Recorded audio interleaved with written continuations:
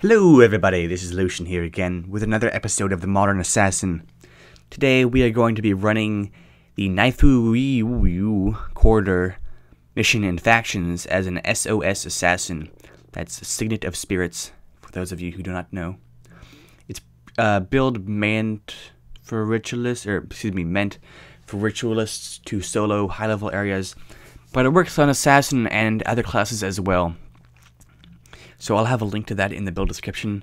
All you need is about 52 energy. Maybe you could probably pull it off with 40 if you were really lucky. And then a staff. And you want to be in normal mode, and you want to enter the mission by yourself. So primarily, we're going to be farming this mission for feathers, celestial weapons, and other material drops.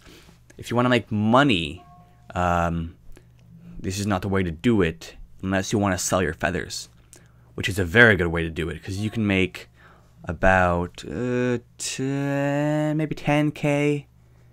I would say 10k an hour.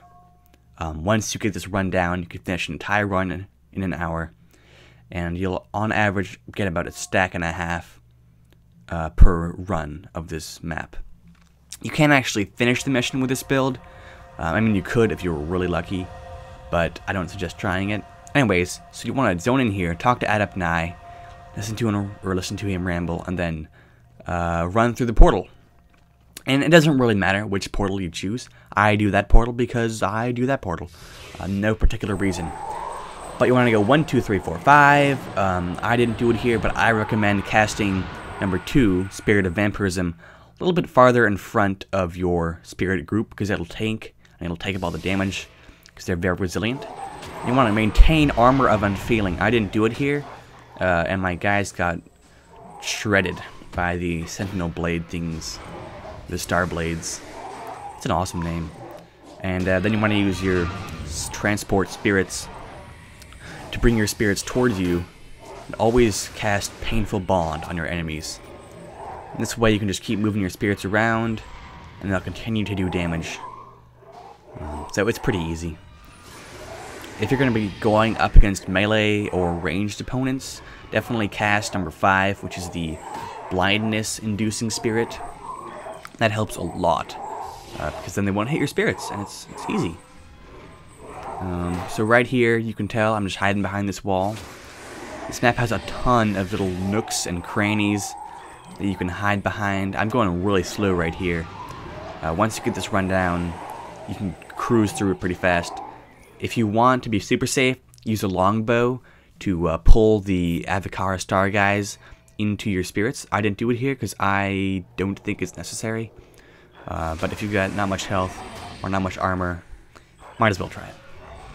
Anyways, this map has a lot of spots to hide. There's also a lot of spots that if you're hiding behind a wall, you will be shot anyways. It's kind of a glitch out map. But you can use that to your advantage. It's got a lot of these little nooks that don't look like nooks, but are nooks. So pretty much the only way to learn that is to just run around the map and die a lot, because that's what happens when you start with this build. It's actually really hard in the beginning. Don't be discouraged if you're dying all the time, because that is life as an assassin. Death.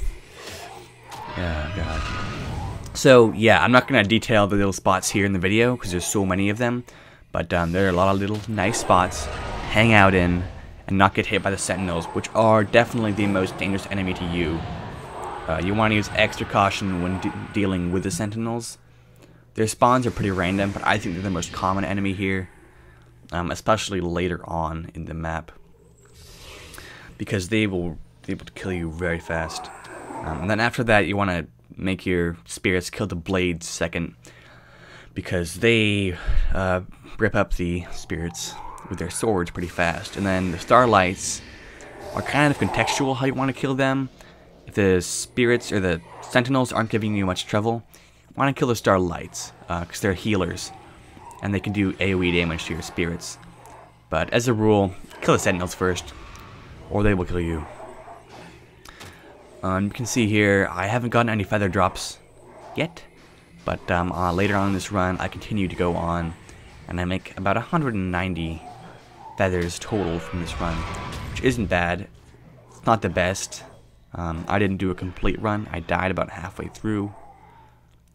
So you can see that on average you'll be getting about a stack a run if you clear out all the star Kara people you can. Another thing is on this bridge in the beginning here, or in this beginning, it'll be near the end if you started on the other side. You can sometimes glitch those guys through the bridge, which is pretty awesome. It doesn't always work, but you can see pretty soon here I've done it. So you can save time and kill the guys down below, which is, useful, but sometimes it takes longer than you need it to. And then the sentinel, or not the sentinels, the spirit crazy fox guys. There's like the dragon and the lynx and the Kanjun Don thing, I don't know what they're called. Anyways, you want to not kill them. Avoid them as much as you can, because after you kill them, little like spirits of them spawn all across the map. And after a while, it just gets completely overwhelming.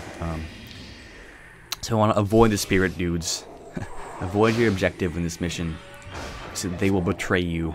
And at the end, it'll just be impossible to move forward, because they don't have very good drops. So, that's the guide, as much as I can tell you about it. Pretty much the best thing to do for this one, or this run, I suppose, is to do it. You don't need any like amazing armor, you don't need any amazing weapons, although you do need to have at least 40 energy. I've got 52 here, and you can see I'm at 0 a lot, so the more energy you have, the better. If you're like a mesmer or an elementalist, especially elementalists, this is really easy as long as you use a longbow to lure your opponents into your spirits. Otherwise, you might get killed pretty fast. But it's easy. Check down below for the link to the build description, or the build to the link description, I don't know, whatever. You can see right there I had a celestial longbow. If you want really good celestial drops, do it in hard mode. But you better be a ritualist if you're doing it in hard mode. So, that's the guide. If you've got any comments or questions, you can email me, or chat me up on Steam, or leave a comment on the video or my profile, like whatever.